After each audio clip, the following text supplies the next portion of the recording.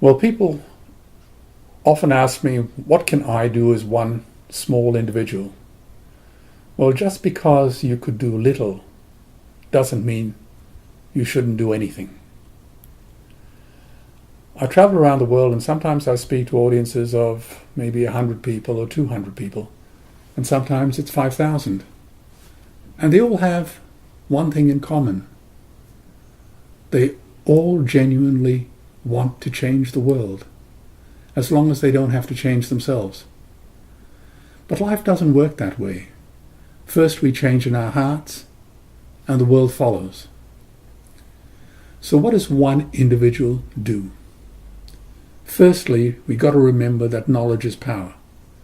There is plenty of information out there, and it's so easily accessible on YouTube and on Google. Read widely, spend a month really studying the subject of cruelty to animals on the net. And they're quite graphic, but they're truthful. They cannot be sanitized by the animal industrial complex that don't want you to see the truth. So please spend at least a month studying it.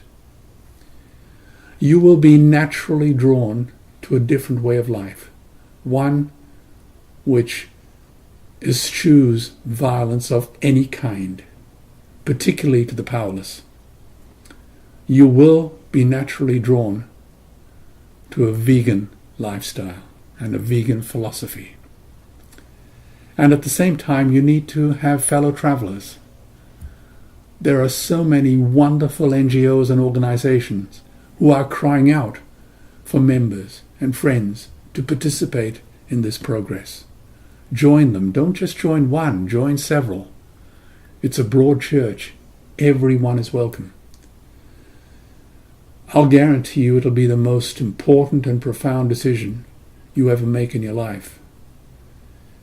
There is no choice. If we want to survive, we will have to change our ways.